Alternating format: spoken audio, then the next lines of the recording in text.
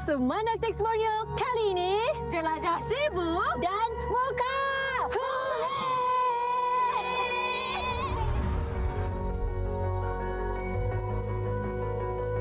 Sebelum kami ke Cebu, destinasi pertama bersama rakan-rakan semenanjung saya di Sarawak ni adalah Muka. Dan di daerah ini terletaknya Kampung Medong yang kami akan pelajari proses membuat sagu, dan kalau nak tahu, sagu ni adalah sebahagian dari identiti kaum Melanau. Let's go.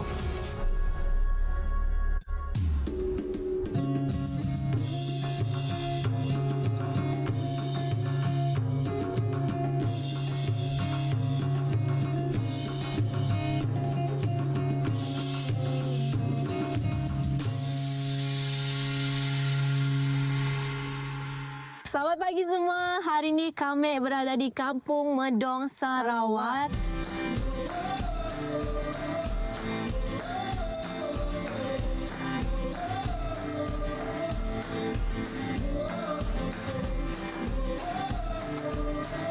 Dan hari tu kita ada aktiviti special. Apa dia Tracy? Apa dia? Apa dia? Ni kau suka minum bubble tea yang boba semua tu kan? Suka favorite dia. Kau tahu tak yang sagu tu? Hari ni kita akan tengok cara pembuatan. Secara tradisional pembuatan sagu. Kat sini. Kat sini. Siap. Siap. Marilah kita. Jom. Makcik tu dah tunggu dah.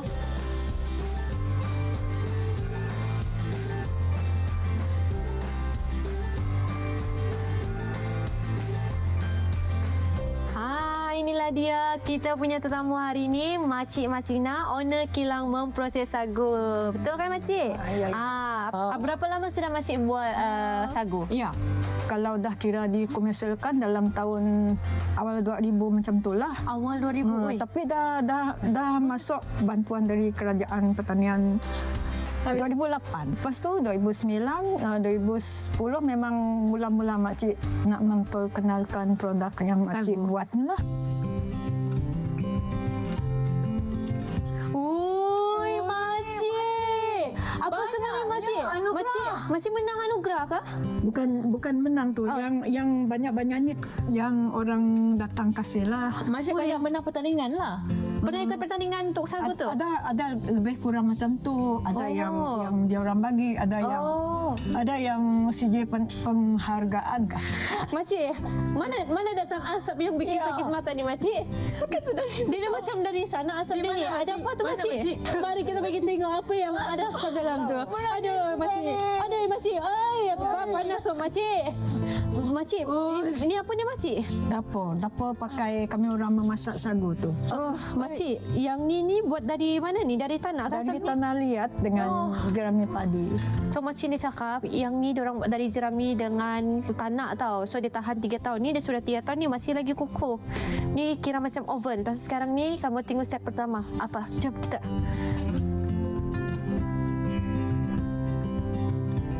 Bahan-bahan dalamnya apa? Tepung, lepas tu kerisik dengan santan. Itu sajalah. Bawang ni lah di apa padi? Abuk padi dengan garam. Oh, dia masih ingat. Ui, wangi. Kan? Wangi kan? Wangi dia naik. Wangi, kenapa? Lapar terus dia. Macam kelapa kerisik lagi sangat. Tuang sikit dia dulu. Hello Tracy. Okey, boleh sudah? Okey.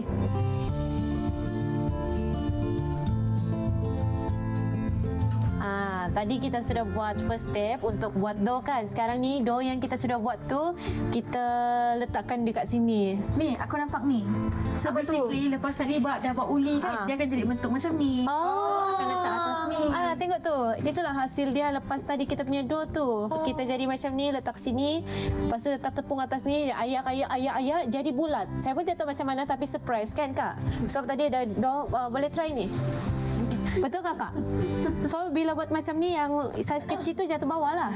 Saiz kecil tu kita ambil. Oi, laju kalau 3 orang buat sekali. Cepatlah. Okey.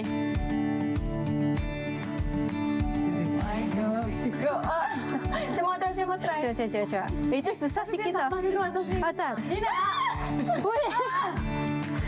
Okeylah. Lari tu. Tak jadi. Nak membulat kan? Okey, so sekarang ni kami akan tengok proses menggelek. Tadi proses mengayang, dia saiz ada sikit kecil. Yang ni besar sikit. Gelek. Gelek. Betul-betul gelek tu.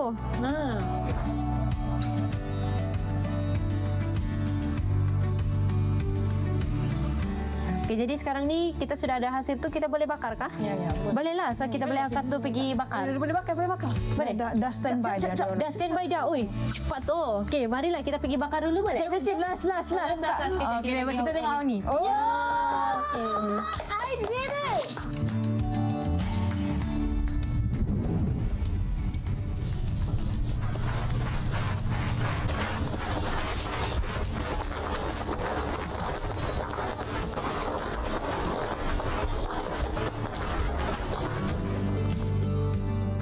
Ginilah proses bakar tu makcik. Ya. Oh, selalunya kita bakar setengah jam lah, 30 minit. Kalau dia dah betul panas, memang dia masak 30 minit. Yang ni Kak Ros cakap kena buat perlahan-lahan sebab nanti hancur. Oh, kalau dia sudah macam keras-keras sikit boleh biarkanlah kan. Tapi kalau dia mula-mula jangan biarkan sebab tu dia Masih mau lembut. melekat. Oh, sebab dia masih lembut.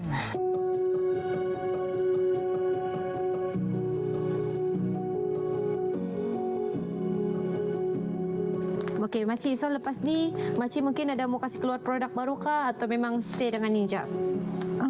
Memang kami buat 4 jenis produk. Okey. Yang ini pertama kali, lepas tu sagu combo. Sagu combo. Lepas tu sagu yang tadi yang kalau kami orang dekat Sarawak ni panggil sagu nio. Sagu nio. Sagu kelapa. Yang keempat tu tumpi. Tumpi. Tumpi tu apa? Tumpi tu sagu juga.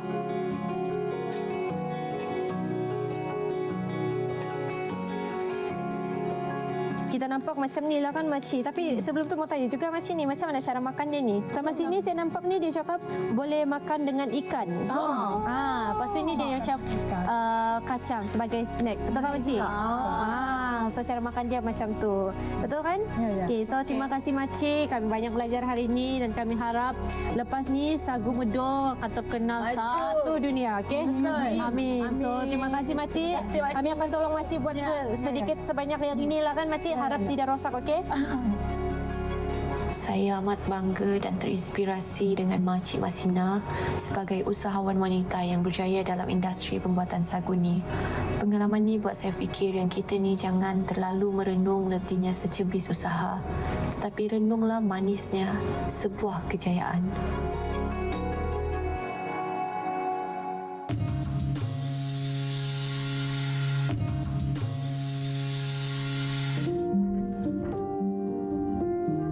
Di sebalik ketenangan dan kesunyian di muka, ada rahsia dan misteri yang tersembunyi. Selamat datang ke Kampung Telian di mana saya Tracy membawa Dina dan juga Auni menyingkap misteri Jerunai. Dina, Auni, selalunya kita pergi tempat makanan tradisi ataupun tengok orang buat pakaian tradisi kan? Okey, so hari ni saya bawa kamu pergi Kampung Telian Muka sebab kita mau tengok tempat bersejarah. Tempat bersejarah macam mana? Tempat yang kita pergi ni adalah lambang bersejarah untuk masyarakat Melanau sebab tempat ni adalah tempat persemadian golongan bangsawan zaman dulu.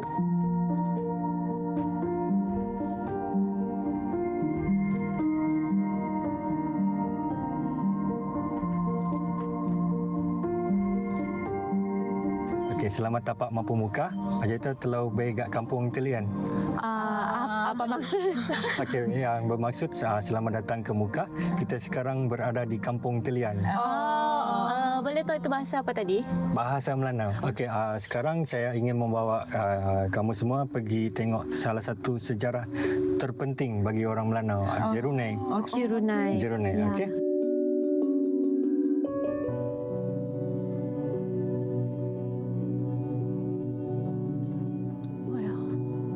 Tingginya.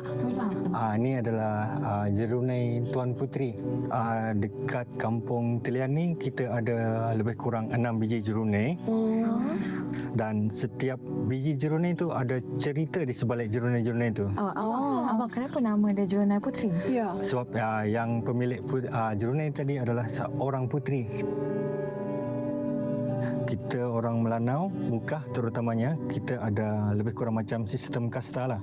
Okey, golongan tertinggi tadi adalah golongan Matahai. Kita panggil Matahai. Lepas tu ada golongan 9, 7 atau dan 5. So apabila golongan bangsawan tadi, golongan Matahai tadi meninggal, dia memang akan mendirikan Jerunai macam ni lah.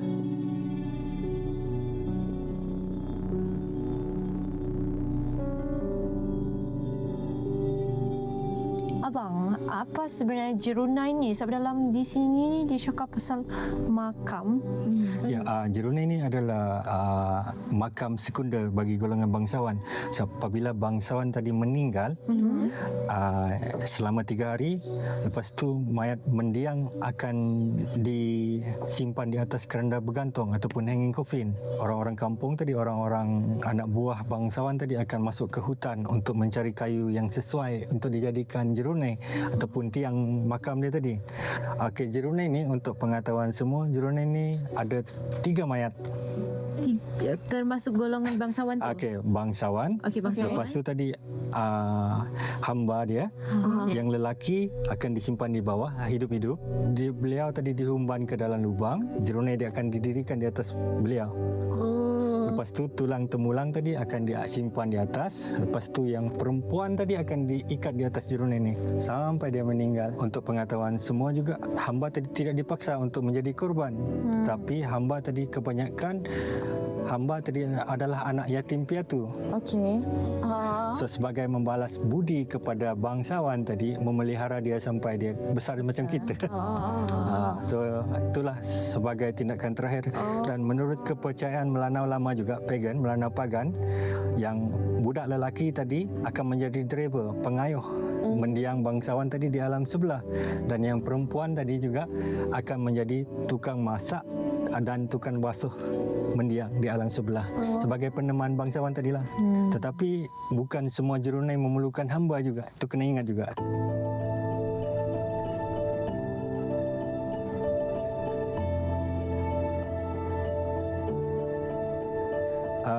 Artifak ini di atas Jerunai ini adalah antara sepihan Jerunai. Oh, Jerunai yang ya, ya. Usia dia melebihi 200 tahun. Ui, Ini adalah motif buah nanas. Berat juga. Berat. Kan setiap Jerunai itu ada cerita. Apa cerita Jerunai Putri itu? Okey, menurut penceritaan Jerunai Tuan Putri ni, dia ada 2 versi cerita. Yang satu cerita yang tentang anak raja tadi meninggal disebabkan sakit. Yang kedua tadi anak kepada Tuan Putri tadi, anak kepada bangsawan tadi bercinta dengan orang kebanyakan. Tetapi dihalang oleh si bangsawan. Yang si lelaki tadi dia kecewa jugalah. Lepas tu dia pergi keluar dari kampung ni. Okey. Si Putri tadi dia hari-hari lah pressure. So dia sakit, so dia meninggal. Okey, versi kedua tadi adalah Jerunai ni adalah sempadan antara kampung. sempadan antara kampung. Ya, tiang sebagai sempadan. Okey, contoh Untuk ni. menentukan yang sebelah sini. Okey, contoh ni Tuan Putri. Dari sini hingga ke sana tadi adalah Kampung Ud. Dari sini ke next Jerunai adalah Kampung Semakayau. Lepas tu the next Jerunai yang sebelah tadi Kampung Puloh.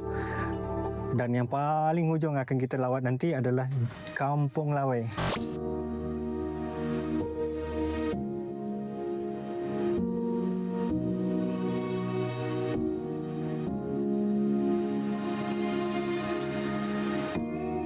Ini adalah Jerunai lelaki, yang tadi Jerunai perempuan dia tengah-tengah. Oh, maksudnya setiap Jerunai itu kalau lelaki dengan perempuan berbeza-beza lah. Beza.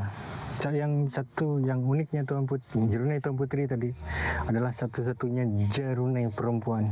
Oh, selama ni ada semua 6 tu Jerunai satu lelaki. Adalah untuk lelaki.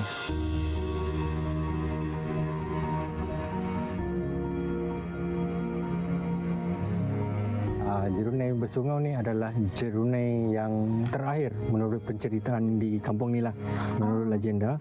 Sebab Bersungau tadi adalah nama perempuan yang menjadi korban dia. Okey, menurut penceritaan, bersungau tadi diselamatkan oleh pedagang dari luar yang melintasi. So, kalau kita nampak dekat bawah ni ada sungai. Pedagang masa tu dia limpah sungai. Lepas tu dengar perempuan menangis, berteriak, dia orang selamatkan lah. Selain daripada Tuan Puteri bersungau, kita ada 3 lagi jerunai. Okey, cerita tentang jerunai Kampung Megau ataupun jerunai Kampung Hangus. Jerunai itu adalah tanda di mana satu rumah tinggi Melanau telah hangus. And then jerunai yang keempat adalah jerunai Anak Uda. Yang Anak Uda tadi adalah pedagang dari luar yang sangat kaya raya. So dia terasa tercabar. Dia orang kaya, dia pun mendirikan jerunai untuk diri sendiri. Sebab itulah kalau you nampak info dekat jerunai tadi, jerunai tak semuanya memerlukan korban.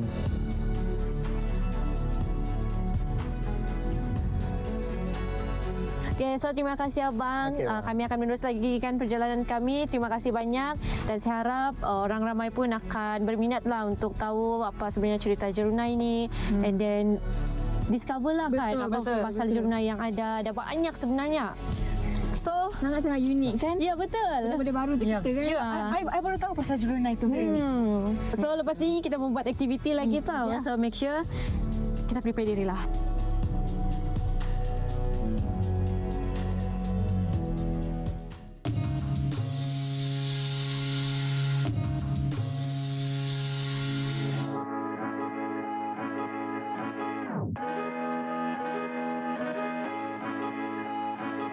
Okey, dari kilang memproses sagu ke kisah misteri jerunai, pagi ni saya nak bawa Dina dan juga Auni untuk aktiviti yang saya rasa tempat asal kami pun jarang-jarang sekali kami buat. Ada cik ada nas. Panas. Dina. Nenas. Tu, Nenas. Dina, Auni. Oh, by the way, sekarang ni kami berada di Pasar Basah Muka dan hari ni kami akan round tempat ni untuk tengok sendiri hasil tempatan yang ada dekat pasar ni. Selamat datang ke Pasar Basah Muka yang specialnya Wali Kota Muka sendiri yang akan guide kami. So, apa lagi? Jom. Hai. Okey, so ni Dina dengan Auni. Auni Dina. Saya. Saya. Okey, so Dina, Auni, inilah Wali Kota di Dalat dan juga Muka. Ya. Kita boleh panggil dia Tok Ayah. Tok Ayah lebih dekat kan. Welcome to Muka lah. Welcome to Muka. Wali kota tu apa? Wali Kota tu Datuk Bandar. Okey.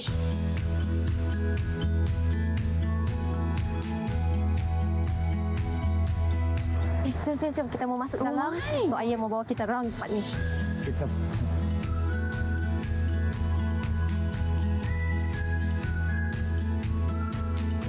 ini antara ikan-ikan biasa di tongkol hitam. Ikan tongkol. Wih, besar dia. Inilah Muka yang dikenali sebagai bandar nelayan. Hasil nelayan kita terus daratkan di sini. Semua fresh lah ni kan? Iya, fresh.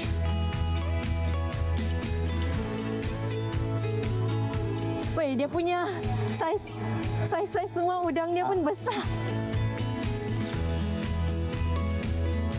Wah, ini tengok ikan. Ikan panjang. Ikan sedap ni. Ini ikan apa? Ikan. Kan? Ini yang alu-alu. Alu-alu. Ya. Wah. Ini baby tuna tadi. Baby tuna? Baby tuna. Sini dia panggil tongkol hitam. Woi, Berat. Rina. tajam kah tu? Dia tidak tajam. Hati-hati. Woi, berat. Woi, Hati-hati. berat. Hati-hati.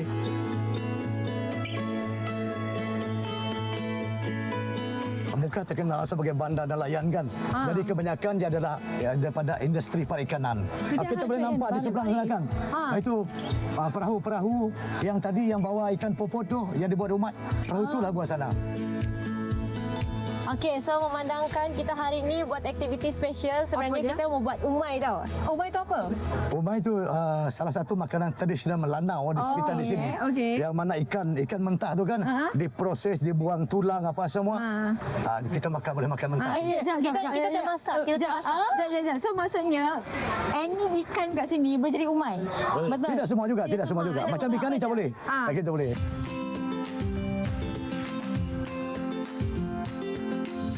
Ini sekarang ni kita berada di tempat pembuatan umai. Ya, pembuatan umai. Ini dia. Kita dah jadikan umai ini sebagai satu produk pelancongan terbaru di Muka.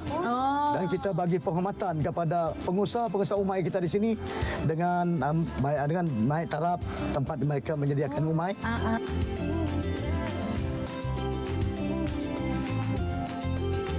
Ini ikan apa?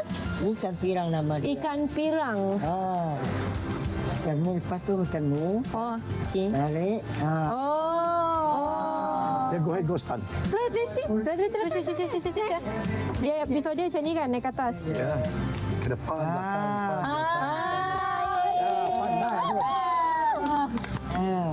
Boleh lah tu dah ni. Bukan kita pun dah okey lah. Wey! Berapa? 4 sekali lah.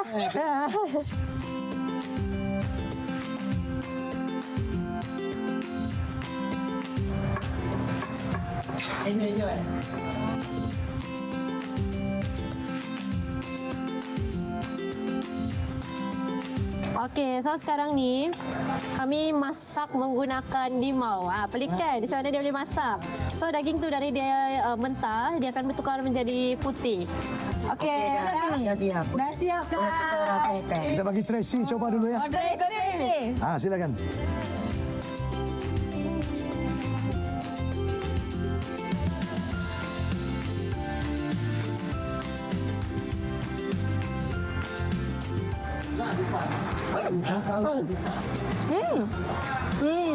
Orang kenal Muka dengan umainya. Oh. Weh, beruntunglah kita dapat makan umai straight kan? Nah, so kami mau ucap terima kasih banyak-banyak kepada Tok Ayah dengan rombongan Tok Ayah seberantan tadi. Lepas tu, Cik Abu juga sebab banyak tunjuk ajar. Kami tidak akan lupakan kami punya kenangan di sini macam mana buat umai. Jadi kita jumpa lagi next activity, right? Yeah. Okay, Umai King. Macam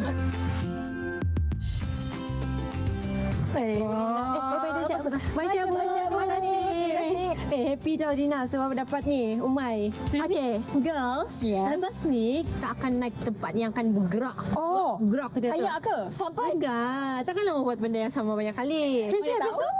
Habis tu kita rehat, makan umai. Lepas tu kamu fikir. Begitu dulu lagi. Tak nak. Okey dah je. Seperti yang dijanjikan, saya akan akhiri episod kali ini di Sibu atau dikenali sebagai The Swan City. Tracy. Ni ke yang kau cakap atas air goyang-goyang? Ni. Oh, yang ni ke? Ni lah. Memang sesuailah nak sesi refleksi trip kami ni di atas River Cruise ni. Tak sabarnya nak tengok sunset.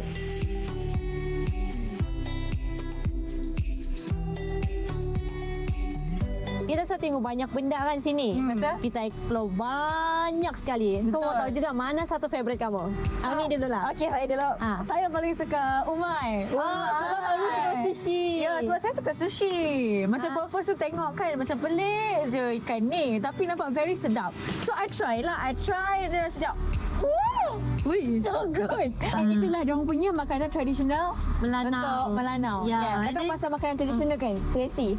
I pun suka sagu. Saya baru tahu sagu tu rupanya macam Makanan utama ataupun makanan pengganti bagi nasi. Snack. Ya. Sebab tadi pun bila kita makan umai, actually kita boleh campur dengan sagu. Betul. Tadi pun kita makan sayur dengan sagu kan? Betul. Okey, kalau So, yang mana? saya suka waktu kita pergi tengok Jerunai. Sebab saya sejenis yang suka history tau. Faham.